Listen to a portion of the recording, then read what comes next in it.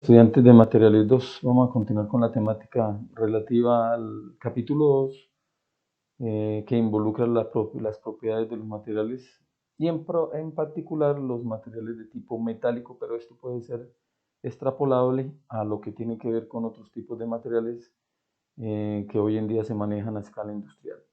Entonces vamos a ir directamente a la presentación que ya veníamos trabajando. Habíamos llegado hasta este punto relativo a lo que es la deformación convencional.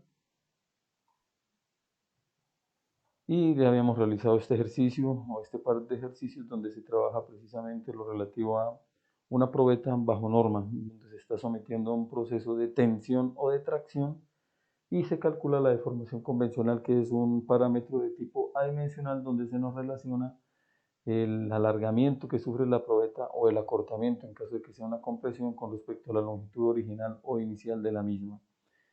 Bueno, vamos ahora a tocar un par de términos o de definiciones también muy importantes en esto que es las propiedades mecánicas y en particular lo que es la tensión o la compresión. El término que ahora vamos a tocar tiene que ver con el coeficiente de Poisson. Este coeficiente de Poisson lo vamos a representar con la letra nu, que es una V muy cursiva, como la estamos viendo aquí a este lado en la imagen. Y estamos viendo aquí una probeta que se está sometiendo a una carga por tensión. En este caso vemos una tensión sobre el eje Z, ¿cierto? Al lado y lado en sentidos contrarios. ¿Y qué está ocurriendo a medida que se está ejerciendo la carga? Inicialmente la probeta tenía este dimensionamiento que vemos aquí con líneas semicontinuas y cuando se está sometiendo a una carga se reduce esa área, llamémoslo así, o esa sección transversal debido a la carga que se está haciendo. Entonces, cuando se están sometiendo las probetas a una tensión, lo que existe es un acuellamiento, por decir así, o una reducción en el área de la sección transversal de la misma probeta con la sección que tenga, en este caso es una sección de tipo cuadrado. Vemos entonces que la deformación por contracciones en los ejes X y la tensión, que es el alargamiento que sufre la probeta, es en el eje Z. Entonces esa constante o ese coeficiente de Poisson es una relación existente entre ¿qué? Entre cualquiera de estas dos variables o ejes, ¿cierto? Su acortamiento en el caso de la tensión o su aumento en caso de una compresión, porque pueden ser las dos opciones, ¿cierto? Entonces en X o en Y, es decir, esto puede ser una deformación en X o una deformación en Y que se está comparando con respecto a la deformación por alargamiento, que en este caso sería axial a la misma probeta o longitudinal a la misma, que sería la deformación en Z. Entonces tenemos esas dos opciones. Ahora, el signo negativo ahorita pues se va a entender mucho mejor en un corto video que pues vamos a tener como apoyo tomado de la web del YouTube, donde nos muestra precisamente por qué el signo negativo, pero bueno, tiene que ver con los dos signos que se están manejando aquí simultáneamente. El alargamiento que sufre la probeta, que sería la deformación en Z, que es positivo, y el acortamiento que puede ser en el eje Y o en el eje X, que es de un signo negativo. Igual se da cuando se está trabajando una compresión, se está dando una reducción en la longitud de la probeta, que sería negativa, pero está dándose un aumento en la sección transversal de la misma, en X o en Y, que sería positiva, dándonos un signo también de tipo negativo. Vamos a mirar inmediatamente el video o una parte de un video que nos va a ayudar a entender un poco más lo relativo a esta temática que estamos viendo precisamente. Ese video es una parte de un video donde pues tiene que ver con un curso donde la temática o la asignatura es resistencia de materiales y estamos viendo aquí precisamente lo que es el coeficiente de Poisson, ¿cierto? Y el signo y la relación que hay entre la deformación unitaria lateral, que en este caso pues es en el eje X, ¿cierto? Respecto, miento, que en este caso es o en el eje Z o en el eje Y, respecto a la deformación axial o la deformación longitudinal, que es en el eje, en este caso, en el eje X, ¿no? Como vemos acá. Entonces, el signo negativo es debido a lo que estamos viendo, ¿no? la deformación unitaria axial o longitudinal, que sería el denominador de esta relación. Aquí estamos viendo que la probeta originalmente era la sección que vemos aquí semicontinua y que ahora pues es de mucho menor tamaño. Y eso debido a que pues se está alargando en el proceso de carga que se está dando por tensión. Y en el caso de Y y Z, que sería la parte lateral, en este caso es la deformación unitaria lateral, o normal o perpendicular a la carga que se está aplicando, va en sentido entonces contrario a lo que consideramos positivo en cualquiera de esos dos ejes. De ahí viene este signo negativo de New o el coeficiente o constante de Poisson, ¿no? Como tal. Entonces estamos viendo precisamente ese proceso donde se está dando una reducción del área lateral, pero un aumento en la longitud de la misma sección o longitud de la probeta. Entonces fíjense que puede ser o en el eje Y o en el eje Z. Bien, eso como para aclarar un poquito lo relativo a lo que es el coeficiente de Poisson, y es una manera de poder realizar entonces un nexo o una interacción entre la deformación por alargamiento o por compresión, que sería por acortamiento, y la deformación lateral que está sufriendo la pieza con la sección que se da. Si llega a ser una sección de tipo circular, debido a que la probeta es cilíndrica, pues entonces sería respecto al radio, y ese radio puede ser en X o en Y, es decir, sería simultáneamente cualquiera de esas dos posibilidades. Otra u otras, mejor, variables que se pueden estar incluyendo acá en lo que tiene que ver con la propiedad mecánica de tensión o de compresión es cuando se somete a una torca a la probeta. En este caso es una probeta de sección cuadrada, entonces una probeta en forma cúbica o un paralelepípedo, donde se están haciendo cargas por pares, entonces una carga superior que va en el sentido positivo de las X y en la parte inferior sería en el sentido negativo de las X. Y en el caso de las laterales, pues sería entonces en la cara lateral derecha hacia arriba y en la cara lateral izquierda hacia abajo. Eso es una torca o un torcimiento que se le está dando a la probeta, en este caso sería en un sentido de tipo antihorario. Eso que genera entonces en la probeta que se deforme, es una deformación que estamos viendo acá con líneas semicontinuas, generándose un ángulo entonces de deformación debido a la carga que se está haciendo por torcedura a esta probeta. Entonces vamos a hablar de esas 12 variables que están involucradas en esta cizalla, que es la tensión por cizalladura y la deformación por cizalladura. La tensión por cizalladura se va a representar con la letra tau, que tiene que ver precisamente con la parte mecánica o torque, y la deformación por cizalladura se va a representar con la letra gamma, que ahorita pues más adelante vamos a ver precisamente su representación, y la definición formular, ¿no?, que se está dando. De todas maneras vamos a mirar también un video que nos ayuda a soportar un poquito lo que tiene que ver con esto de la cizalla.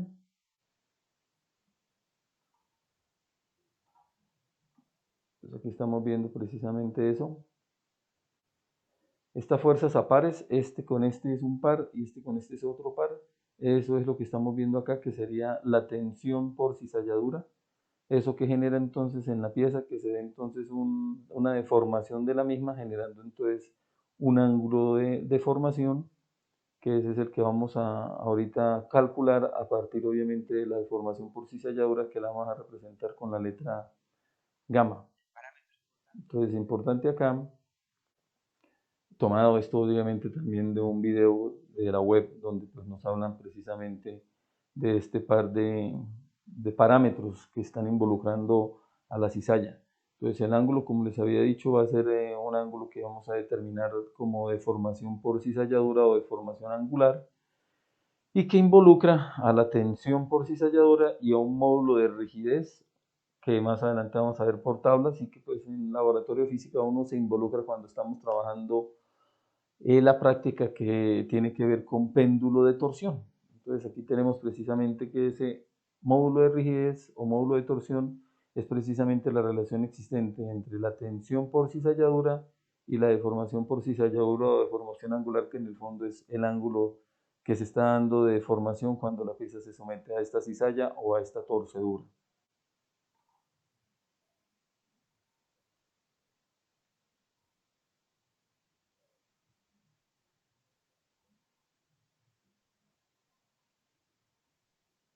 Bueno, vamos a dejar por ahí este video. Más adelante ahora aparecerán unos gráficos que vamos a tener en cuenta también acá. Vamos a mirar entonces la parte formular.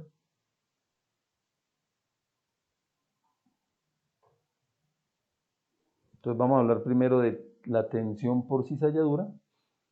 Esa tensión por cizalladura vamos a representar con la letra tau, como les había indicado previamente. Y en este caso, pues en la tensión por cizalladura se está relacionando la fuerza por cizalladura, que en este caso está representada con una letra S, pero pues para nosotros puede ser una F, como siempre se ha representado desde el punto de vista mecánico, respecto al área de la sección, que en este caso es sobre la que se está produciendo la cizalladura, que si estamos analizando entonces la probeta en sus caras superior e inferior, que es donde se está dando el par de fuerzas que permiten generar esta deformación para el caso de lo que estamos viendo acá, ¿cierto? Entonces, si estamos viendo este par de esfuerzos, pues entonces sería esta cara lateral, el área que está generándose por esta cara lateral. Entonces, esta fuerza relacionada con esta área lateral de manera original nos estaría representando la tensión por cizalladura, que no olvidar que la vamos a representar con una letra tau, ¿no?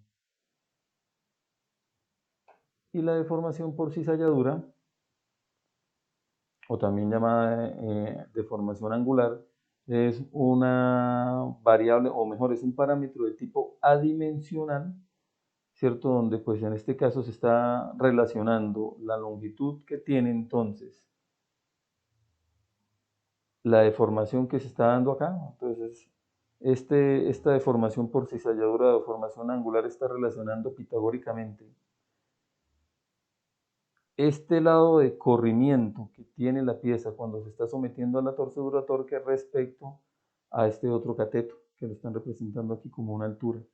De ahí viene entonces que también se puede calcular a partir de la función tangente, que sería opuesto sobre hipotenusa. Entonces aquí vemos precisamente eso, la deformación por cizalladura, deformación angular es la relación entre este lado A, que es el que se está generando cuando se está dando la torcedura o el torque, respecto a la altura en este caso, de la pieza que en el fondo es la tangente de ese ángulo. Entonces, si conocemos la deformación por cizalladura, podemos perfectamente hallar el ángulo de deformación o de cizalla, o a la inversa. Ese ángulo de deformación o cizalladura nos permite encontrar la deformación por cizalladura o la deformación angular. Por cualquiera de los dos medios ya vale. Y hay una manera de relacionar tanto la tensión por cizalladura como la deformación por cizalladura, que es a partir del módulo de rigidez, este que tenemos acá. Este módulo de rigidez pues es la relación entonces existente entre una tensión, en este caso es por cizalla, que se está dando a escala de gigapascales respecto a una deformación angular que no tiene unidades. Fíjense que aquí vemos que las longitudes al relacionarse se eliminan y quedan entonces de tipo adimensional, confirmando que pues obviamente las funciones trigonométricas no tienen unidades de tipo dimensional. Entonces, en el fondo, el módulo de rigidez es la pendiente de la gráfica tensión por cizalla respecto a deformación por cizalladura, que tiene unos valores que oscilan a escalas de gigapascales, como lo vemos acá, dependiendo obviamente del material. Entonces, desde una aleación de aluminio, que tiene un módulo de rigidez de 27.5, es la resistencia que opone entonces a la deformación por torcedura. El cobre, que tiene pues un módulo de rigidez mucho mayor, 41,4. Los aceros, en este caso aceros de carbón, o mejor, aceros de baja aleación o de poco porcentaje de carbón o de cementita, que es alrededor de 75.8, mucho más alto de estos materiales no ferrosos. Aceros inoxidables, en este caso el 18.8, que es un acero de tipo especial, que tiene pues un módulo de rigidez levemente inferior a los aceros de bajo carbono. El titanio, que tenemos acá, que es un material muy dúctil comparado obviamente con el acero, alrededor de un 44,8. Y el wolframio, que es un material entonces que se resiste muchísimo a la deformación por torsión y que prefiere pues mucho antes de dejarse de formar fracturarse, ¿no? Entonces, esto en cuanto al módulo de rigidez, que nos relaciona la tensión por cizalla con respecto a la deformación por cizalladura. También tenemos aquí los módulos de los coeficientes de Poisson o las constantes de Poisson, Es importante también indicar que a escala teórica el coeficiente de Poisson tiene un valor de 0,50, pero en términos reales los valores del coeficiente de Poisson oscilan entre 0,25 y 0,40, como lo estamos viendo acá, al menos en unos ejemplos, entre aleaciones que vienen desde no ferrosas, pasando por ferrosas, hasta elementos de tipo cerámico como el wolframio, ¿no? Como tal. Pues bien, ya superado esto, vamos a meternos ahora, más adelante pues se realizarán ejercicios donde se involucren estos parámetros. Vamos a mirar ahora lo que es el ensayo de tracción, y a partir de este ensayo de tracción se puede generar entonces la curva diagrama tensión versus deformación convencional, que es de la parte académica o de la parte teórica, ¿no? Como tal.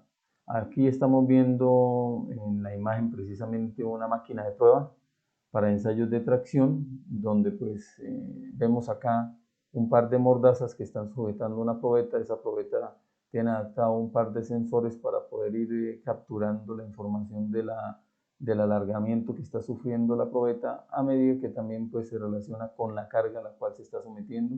En este caso es un dispositivo de tipo análogo digital que pues directamente está mostrando el comportamiento de la tensión versus la deformación convencional en un gráfico, representando obviamente el campo elástico y el campo plástico, el que se está dando a medida que se somete a una deformación por tensión de esta probeta. Entonces vamos a mirar ahora un sistema muy antiguo, que en este caso pues mostraba precisamente la deformación y la tensión a la cual se sometía una probeta de tipo cilíndrico. La probeta se enroscaba precisamente en un par de matrices, y con un manejo de tipo mecánico, como lo ven acá, pues empezaba a someter a cargas de tensión, y simultáneamente pues estaban tomando datos de cuánto era esa carga, y se medía en ocasiones con apoyos de elementos de medida como calibradores, que son muy rudimentarios, al menos para el tipo de sistemas que hoy en día se manejan, para estar tomando simultáneamente entonces la deformación por alargamiento que se estaba dando en esa pieza. Entonces vamos a mirar un video donde se da precisamente este proceso. Por acá está. Entonces en este caso es un video del canal de ingeniería estructural llamado Ingenia, para pues, derechos reservados de autor.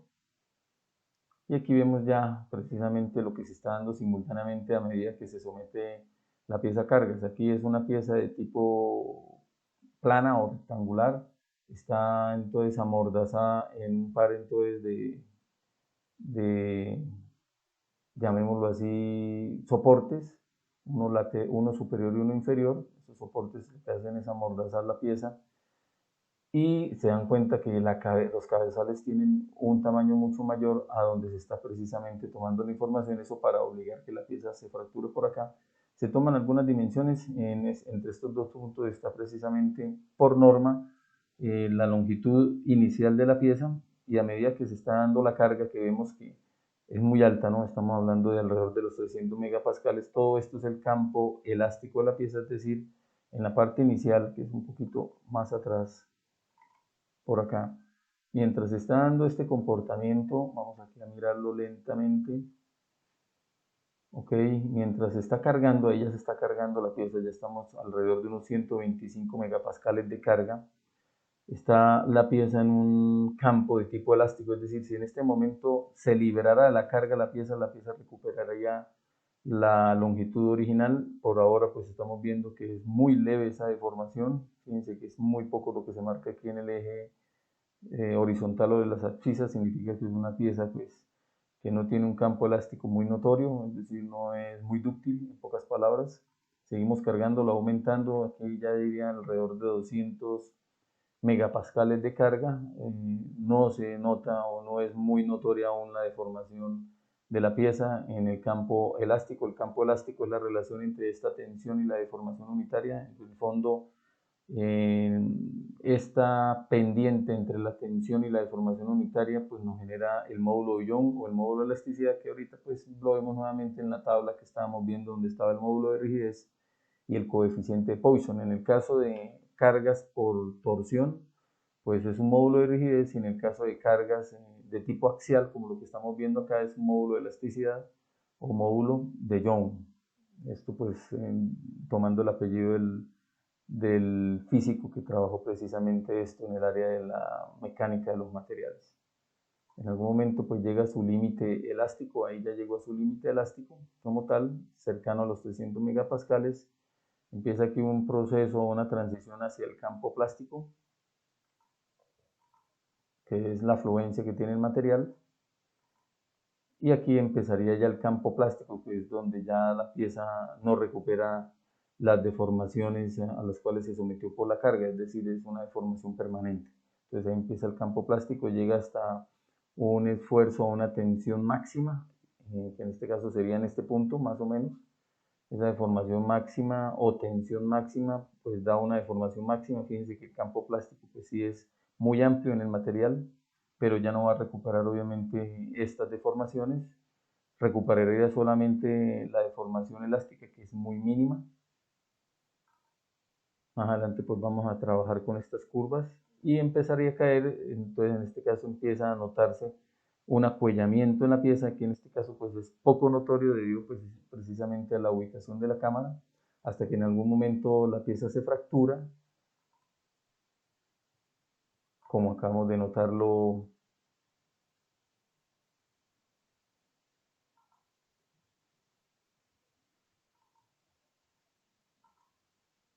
Vamos acá, como acaba de notarse acá. Se esperaba que la pieza fallara, pues obviamente entre las mordazas, pero se dio un poco en la parte superior. Entonces fíjense que el acuellamiento se empezó a dar, tal vez no fue poco notorio, pero entonces si se fijan en este lugar de la pieza, va a empezarse a dar un acuellamiento. Ese acuellamiento en términos técnicos se le llama estricción y es previo precisamente a la falla, ¿no? O a la fractura del material o a la separación, en este caso de la pieza en dos partes. Entonces vemos que a medida que se va dando ese acuellamiento, ya la pieza cede y la carga disminuye, es decir, ya la pieza no va a soportar las mismas cargas, y esto es típico de las fallas entonces que se dan en ocasiones en materiales de tipo de tipo dúctil, ¿no? Dado que precisamente pues después de que se supera una carga límite y la pieza cede dándose ese apoyamiento de estricción, ya estamos entonces viendo que la pieza no va a soportar las cargas para las cuales fue diseñada posiblemente, y el paso a seguir es la separación o la fractura. Fíjense que aquí pues cada vez el cuello es mayor hasta que se separa, ¿no? Ahí falla la pieza. Entonces aquí se debe dar una falla donde observando cada uno de las partes hay una copa cono, y esa copa cono es típica de la falla por manejo de tipo dúctil, ¿no? Hay dos tipos de falla, más adelante vamos a ver, que es la frágil y la dúctil. En este caso sería la dúctil. Entonces aquí estamos viéndolo en cámara rápida, el apoyamiento, que es la estricción, como les indicaba previamente, y después pues de ello la falla, ¿no? Entonces en algún momento ya esta sección lateral es mínima para la carga que está soportando y solo queda que falle, ¿no? Que se separe en dos para este caso. Entonces una típica falla donde pues aquí vemos el cono y aquí vemos la copa, ¿no? Aquí estamos viéndola y poco a poco pues la estricción que se está dando y la curva pues que se obtiene a partir de este proceso. Más adelante pues analizarán curvas de una manera mucho más profunda o relevante. Vamos a mirar ahora una pieza, ya en este caso no es plana, sino una pieza de sección cilíndrica que está en las normas. Estas son normas de la American Society for Testing and Materials, que es la Sociedad Americana de Pruebas y de Materiales y Pruebas, una de las más importantes a escala mundial. Ahorita vamos a hablar un poquito de ella basándonos en un video que se encuentra en YouTube precisamente de la ASTM o la ASME. Y aquí vemos las condiciones o los protocolos que debe tener una probeta para ser sometida a esta prueba, bien sea probeta de tipo cilíndrico o probeta plana como la que vemos ahorita en el video, ¿no? Entonces fíjense que pues, por lo general los cabezales son más amplios, esto para que nunca se dé la falla en estos sectores, que la falla se dé acá dentro precisamente la longitud de calibre, ¿no? Como tal. Lo mismo pasa con la de sección cilíndrica. Entonces aquí está en el sistema inglés, pero también existe en el sistema internacional en centímetros y fracciones de centímetro, ¿no? Entonces aquí tenemos también un manual. Este manual lo encuentra fácilmente en la web www.asdtm.org. Pero bueno, en este caso vamos a aprovecharnos de un video que tengo, que ya conseguí en la web, que nos ayuda a ser un poquito más dinámicos en cuanto a este manejo. Bueno, este video es de una estudiante posiblemente, pues no es youtuber debido a la cantidad de suscriptores que tiene, Natalia Sánchez. Y bueno, vamos a mirar ella la actividad que le dejaron relativo precisamente a las normas ASME o ASTM. Entonces vemos aquí que en las normas ASTM, pues bueno, cuando nos hablan de que es de normas ASTM se generan una cantidad de preguntas. ¿Qué es? ¿Cómo y dónde se usa? ¿Cuánto tiempo se demora en desarrollarse las normas? ¿Cómo se inicia la actividad del desarrollo de una de estas normas y cómo se pueden encontrar en la web o cómo logramos obtener las normas del American Society for Testing and Materials? Entonces vamos a permitir que esto corra y vamos a ir respondiendo cada una de estas preguntas, o la mayoría de ellas. Lo primero es que es una norma de este tipo. Bueno, entonces es un documento que pues, ya lleva más de, este documento es a partir de este ente que ya la STM tiene mucho más de 100 años, estamos cerca a los 140 años, creo yo, más o menos, de que existan este tipo de normas. Antes de esto, pues, el control de calidad que existía de los materiales, en particular los metálicos, en esa época era pésimo, era mínimo, era muy paupérrimo. Entonces se desarrolla y se establece a nivel global, precisamente tanto para proveedores como para consumidores, ¿no?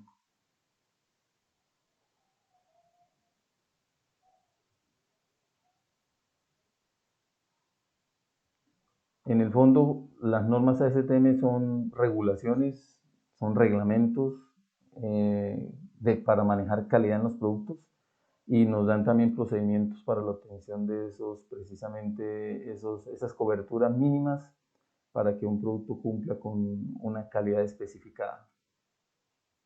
Ahora es importante también decir que no solamente tiene que ver hoy en día con materiales metálicos o aleaciones, ya está en muchas áreas de la industria y de la manufactura.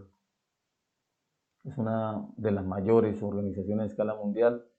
Existen otras, no son las únicas, en lo que tiene que ver con precisamente los ensayos de materiales. A escala de soldadura también está la West Arco, por decir algo. Está la Sociedad Automotriz de Ingenieros, que también es muy importante a escala mundial. Pero esta prácticamente en nuestro hemisferio es la que nosotros manejamos, ¿no?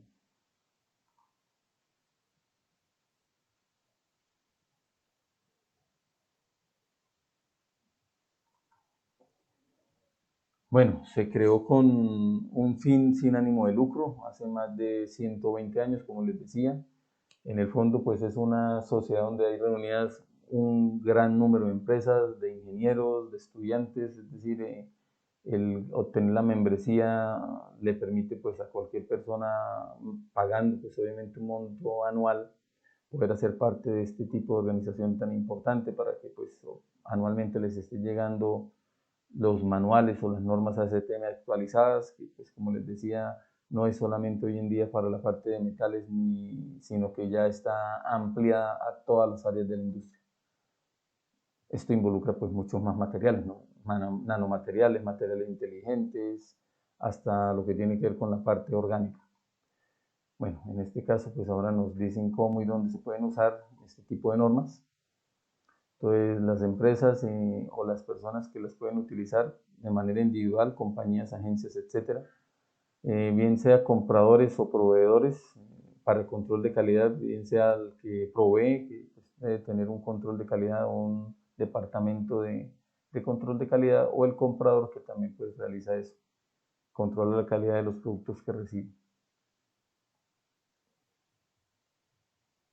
También en la parte académica, científicos, ingenieros, en el caso nuestro, ingenieros que pues, podemos especializar en investigación, laboratorios, oficinas, arquitectura, diseñadores y mucho más.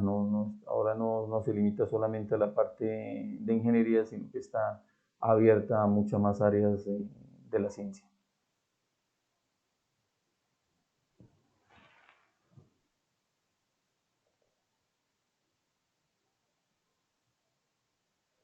¿Qué usos o hacia dónde se aplican este tipo de protocolos o normas?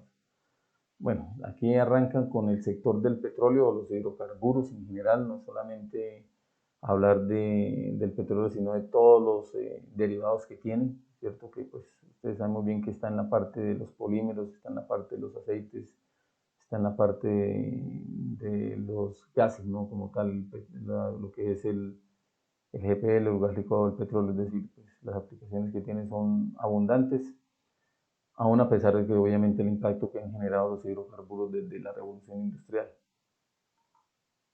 Todo esto pues en el fondo es protocolizar y tratar de que pues existan estándares que nos ayuden precisamente a que la parte ambiental sea la menos perjudicada, pero aún a pesar de eso sabemos muy bien hasta dónde nos han llevado las emisiones generadas por esto. La parte deportiva, la parte recreativa, todo esto ya hoy en día tiene protocolos de calidad que pues lo que buscan es cuidar la integridad no solamente de los materiales, sino de quienes usan estos materiales.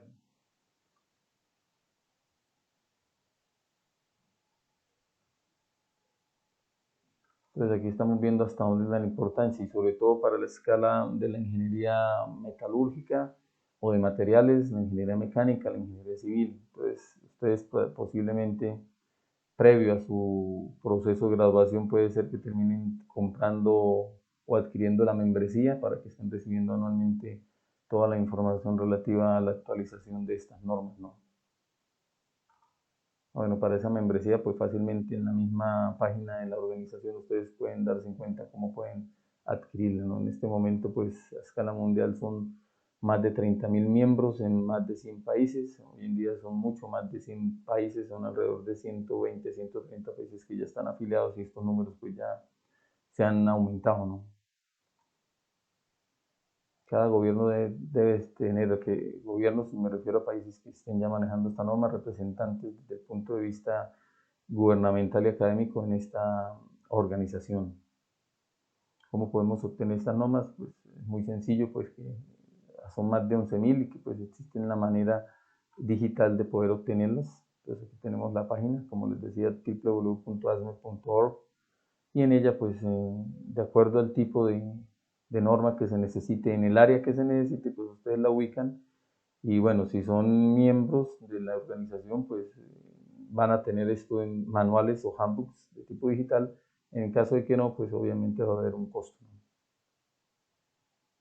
Aunque hoy en día pues se consiguen estas normas en la web, pues han sido descargadas y dejadas para que pues, el uso sea general. Bueno, aquí dan la información más directa, pero como les dije, fácilmente ya existen en la web muchas de estas normas, ¿no? Para pues, que se ahorre ese costo.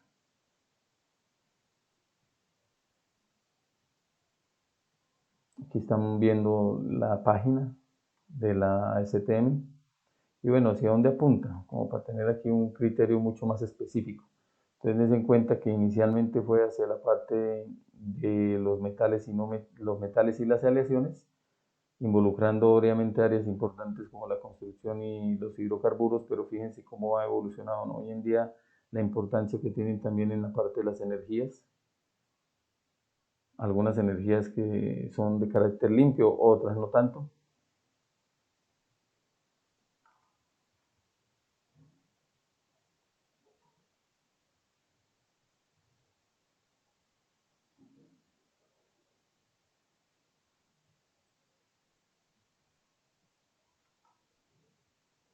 Y bueno, pues la variedad es tremenda, como les decía, mucho más de 11.000 normas, lo cual pues permite que esta organización sea muy holística a escala internacional, ¿no? Entonces, lo importante es que nos dan protocolos para que pues, los materiales que se sacan a la parte comercial cumplan con estándares, ¿no? Aquí hay un ejemplo precisamente donde pues especifica el uso de las normas. Entonces una norma empleada para la numeración de los aceros es, entonces nos dice la codificación y cómo es que se maneja esa codificación. Esto ustedes lo van a manejar cuando estemos en la parte de las exposiciones finales, cuando se esté hablando de fundiciones y aceros precisamente, y cómo pues, es la codificación para identificar fundiciones y para identificar aceros. que nos están diciendo que esto tiene que ver precisamente con la letra de la norma que indica el grupo de aplicación según la lista. Si se trata de especificaciones para aceros o especificaciones para no ferrosos o especificaciones para hormigón en el caso de la industria civil o lo que tiene que ver con la construcción, o para el área de la química y así sucesivamente, ¿no? Como tal. Entonces puede ser esta Y o una A, B, C, D, etcétera, dependerá obviamente del área. Y bueno, las áreas iniciales, pues como les dije, en la parte de los metales y las aleaciones. Entonces aquí estamos viendo precisamente normas, ¿no? Entonces la clasificación de los aceros según American Society. Entonces tenemos de la STM la A36 y así sucesivamente, donde nos dan límites elásticos y la tensión o límite de tensión por carga para llevarlo a la rotura. En el sistema inglés y en nuestro sistema, en los dos sistemas, estamos viendo cómo son los grados, el límite elástico, es decir, la deformación que tiene entonces sin que pues obviamente sufra deformaciones de tipo permanente, ¿no? Y esto ya después de la carga o de la zona plástica, previo a la estricción, cuando se va a dar la división o la fractura del material.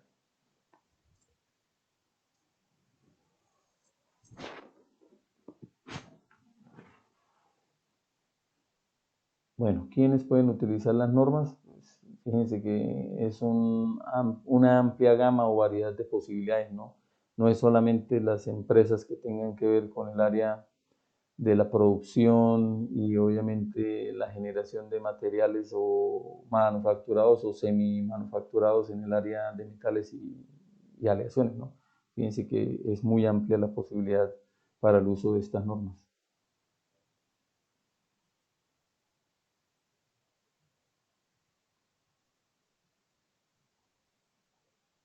Bien, hay otra cosa muy importante, ¿cuánto tiempo le toma a la organización desarrollar las normas? Entonces, fíjense que más o menos aquí está la pauta, ¿no? Todo hoy en día pues es mediante reuniones virtuales. Hay gente o auditores a escala mundial que hacen el papel obviamente de pares evaluadores, ¿para qué? Para poder estar revisando las normas y acomodarlas para un formato global.